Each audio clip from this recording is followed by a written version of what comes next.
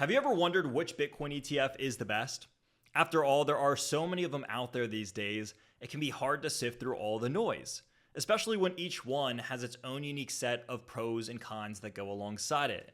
So what I'm going to do here in today's video is I'm going to break down everything that you need to know about these Bitcoin ETFs and then tell you which one is the clear winner in all categories. And before you even wonder, yes, I do think that there is a clear winner that stands head and shoulders above the rest. And when I show you all the data, I'm pretty sure that you are going to agree with me. So all that we ask here is that if you like the content, hit the like button, hit the subscribe button, and if you really like it, then check out some of those links in the description down below. But without further ado, let's jump right into the meat and potatoes of this thing. And I want to share a table that I actually created for all of you specifically for this video. Now you can see that there are a lot of ETFs in the front running here. We have BlackRock, Fidelity, Grayscale, ARK, Bitwise, Franklin Templeton, and even a handful of others. In fact, there are some smaller ETFs and ETPs that we didn't include on here, but these are the real winners, right? This is where the argument sits. It's between these players over here. And what I want to do is I want to break this down on a variety of metrics. Of course, we have the ETF name right here. We have the ticker symbol here. We have their expense ratio, or the fee that they charge you for their services, for their ETFs right here. We have their AUM, which stands for assets under management. We have their average monthly volume in US dollars. And then we have the final category of, do they allow options trading? And what we want to do here is we want to look at all of these different categories. We want to look at all of these different metrics and determine which one is the best. Now, I think that the number one metric that people go to determine which ETF is the best is going to be that fee or that expense ratio. Now, this isn't always the best way to do this because sometimes you're okay with paying a slightly higher fee for a little bit more of a convenience factor, especially when you can get some added on features. So immediately people might go down here and say, well, Franklin Templeton has the lowest fees, other than Grayscale's mini trust. So is this going to be one of the best? And I think that's where you have to look at the other factors and say, well, it does have a really low fee. They are a huge TradFi name. They don't get in a lot of drama. However, their AUM is on the smaller side in comparison to the rest of these ETFs. In fact, they are the smallest. They have $541 million in assets under management for their Bitcoin ETF, and they're doing around $160 million in volume. They also do not have options trading available, as you can see right over here. So is this one the best? I would say no. If you're going strictly off fees, then yeah, it's going to be on the lower end of the spectrum, but they have less liquidity, less volume, no options trading, and I think that that definitely puts this a tier down. Now, if we're looking at which one is the best and just answering this question straight on, I think that we have to go with the clear winner here, which is the IBIT ETF for BlackRock. Now, love BlackRock, hate BlackRock, it doesn't matter here. I do think that they have one of the best Bitcoin ETF products in the market. Now, is their fee slightly higher than some of their competitors? Yes, but when you're going from 0.25% to 0.2% or 0.21%, the noticeable difference here is minuscule. They have the most assets under management inside of their BlackRock ETF. They are doing the most volume, and they have options trading available. Now, some people might not care as much about options, but I think the thing that you have to understand here is that you are able to not only buy options, like buying puts and buying calls, but you can also sell calls and sell puts, which I think appeals to the average investor a whole lot more. So they have options trading available, and on top of this, they have the most AUM, and they're also doing the most volume.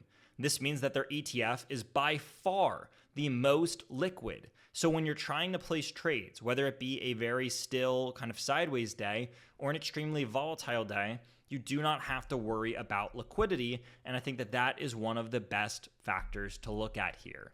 So they have a pretty low expense ratio. They have extremely high liquidity and volume, and they have options available, which in my opinion makes them the clear winner in this category. However, for one reason or another, you might not want to use the IBIT ETF. If you're one of those people and you don't want to use BlackRock's ETF, I think that the second place winner here is actually going to be Bitwise. Now, I might be a little bit biased here. We have talked to the Bitwise team on the podcast and on some of the other resources, but they have a very low expense ratio of 0.20%. They also do decent volume. When you look at the kind of like second place here, they're all like fairly similar, 2 billion, 3 billion, 4 billion, 8 billion. They're all within a couple $1 billion of one another. And then it's not until you get to BlackRock where they are, $80 billion higher than anyone else, doing like, 10, 20 times the monthly volume as some of their competitors because they have so much more in their assets under management. So if that doesn't tell you like they are the de facto go-to for the Bitcoin ETFs, and maybe you just want to use another one, I do personally like BlackRock, or I would say Bitwise as my kind of second choice here beyond that. I think outside of those two, you can also look at like ARK and Fidelity. If you want more volume and you want more liquidity for trading purposes and you don't want to use BlackRock, Fidelity might be your second best option here. I think if you are just looking for holding, you can look at the Bitwise ETF, and that can be a solid option for holding. But again, I think that the clear winner here has got to be BlackRock. Now, for the moment that you all have been waiting for, which one is probably the worst on the list? And I think that the answer here is very clear because it is Grayscale. They're operating at a fee structure that is usually around 6 times higher than any of their other competitors. What this means is that they have a 1.5% expense ratio, and this is significantly higher than everyone else's 0.2 or 0.25% expense ratio. I think you can also look at ProShares. They are on the higher side, which is one that I do not like to use and I do not like to necessarily touch. But I don't really think that there's like a bad option here. Again, it's not like one's horrible and this and that. It's just the fact that you have to understand that some of these have higher expense ratios. And in a world where they're all so readily available, well, there's not a huge option to make sure that you choose one over another. Like there's no reason to go towards the high expense ratio and towards the high fee if you can just type in a different name and buy a different one, if that makes sense. It's not like the process gets harder to buy the IBIT or the Bitwise ETF on most modern day platforms. So I hope that wasn't too much of a data dump. What I really hope here is that this explains which one of these ETFs is the best or even a viable option.